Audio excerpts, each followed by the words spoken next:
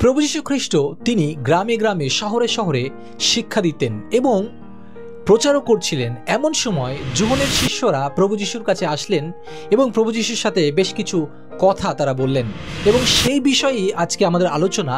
এবং এটা আমরা দেখতে পাই মথি তার 11 অধ্যায় 1 পদ থেকে। যোহন জেলখানায় থেকে যখন খ্রিস্টের কাজের কথা শুনলেন তখন তার শিষ্যদের দিয়ে যিশুকে জিজ্ঞাসা করে পাঠালেন, যার আসবার কথা আছে আপনি কি তিনি, না আমরা আর কারো অপেক্ষা করব? এখানে বাপ্তিস্মদাতা যোহনের কথা বলা হচ্ছে এবং তিনি জেলে ছিলেন এবং জেলে যখন তিনি ছিলেন তখন শুনছিলেন প্রভু যীশু খ্রিস্ট তিনি কি কাজ করছেন। এবং যখন তিনি এগুলো শুনলেন তারপর তিনি তার যে শিষ্যরা ছিল তাকে যারা অনুসরণ করত তাদেরকে প্রভু যিশুর কাছে পাঠালেন এবং বললেন যে প্রভু যিশুকে জিজ্ঞাসা করতে যে যার জন্য এত অপেক্ষা সেই যে মসিহ, সেই মসিহ কি আপনি, নাকি আমরা অন্য কারোর জন্য অপেক্ষা করব? উত্তরে যিশু তাদের বললেন, তোমরা যা শুনছো এবং দেখছো তা গিয়ে যোহনকে বলো, তাকে জানাও যে অন্ধেরা দেখছে, খোঁড়ারা হাঁটছে, চর্মরোগীরা শুচি হচ্ছে, বয়রা লোকেরা শুনছে, মৃতেরা বেঁচে উঠছে, আর গরিব লোকের কাছে সুখবর প্রচার করা হচ্ছে।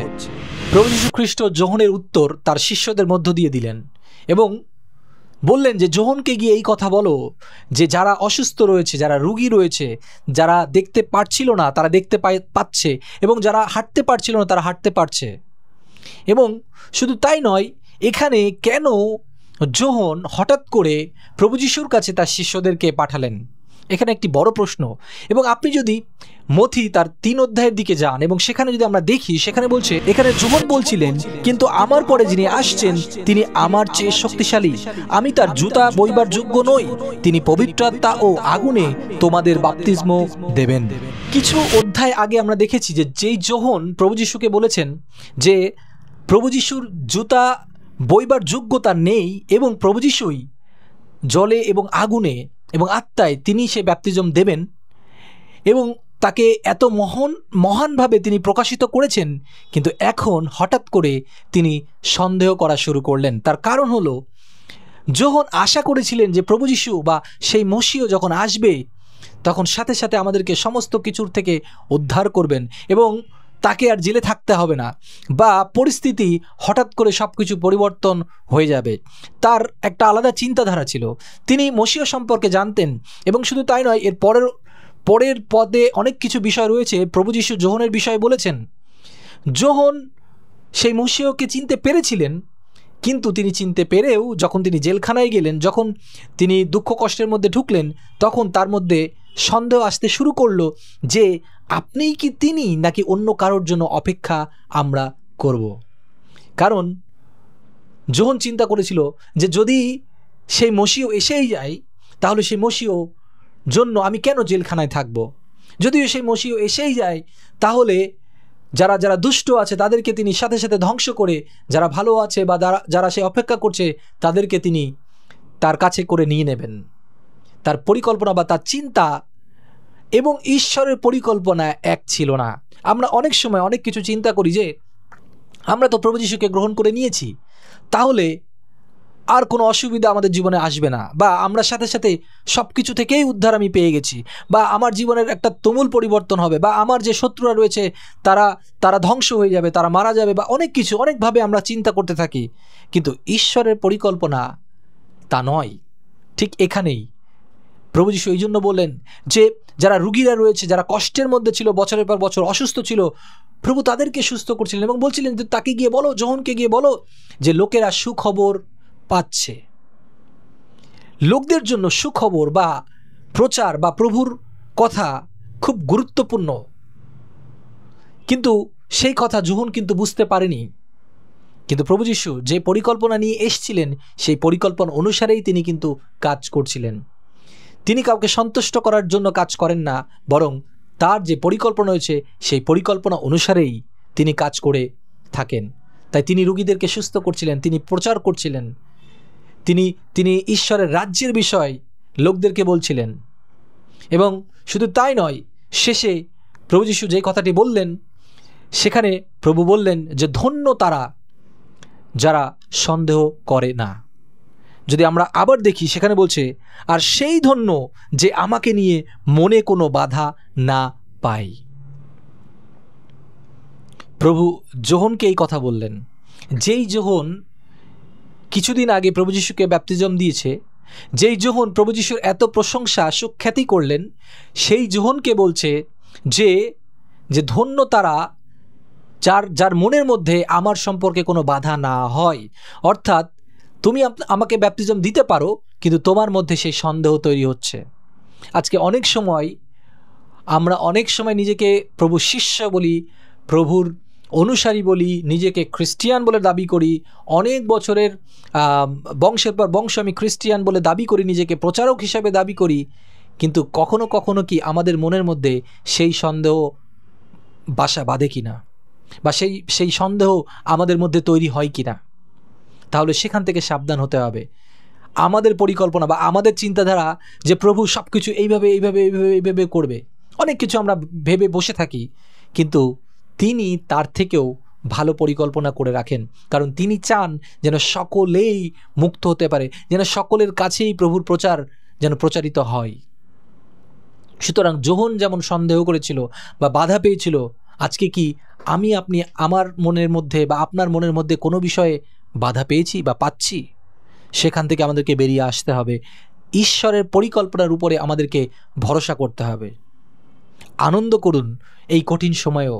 কারণ অনেক সময় আমরা বলতে এরকমভাবে বলি যোহনের মতো করে, ও প্রভু, তুমি যদি সত্যিই এসে থাকতে, তুমি যদি সত্যিই আমাদের সাথে থাকো, তাহলে কেন এই কষ্টগুলো আসছে, কেন আজকে পৃথিবীতে এই সমস্যাগুলো হচ্ছে, কেন এইগুলো হচ্ছে?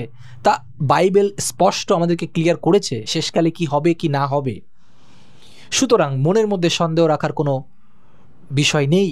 এবং শুধুমাত্র তাই নয়, হয়তো অনেক দিন ধরে আপনি প্রভুকে সঠিকভাবে অনুসরণ করছেন, কিন্তু এমন একটি বাধা এলো আপনার জীবনে, বা এমন কোনো কিছু আপনার জীবনে সাকসেসফুল হলো না, আপনি তখন হতাশার মধ্যে পড়েন এবং তখন বলেন, সত্যিই কি প্রভু যিশু আমার জীবনের জন্য আছেন? প্রভু, তুমি কি সত্যিই আমার জীবনে কাজ করছো? তখন শয়তান আমাদের জীবনে কিন্তু সুযোগ নেয়।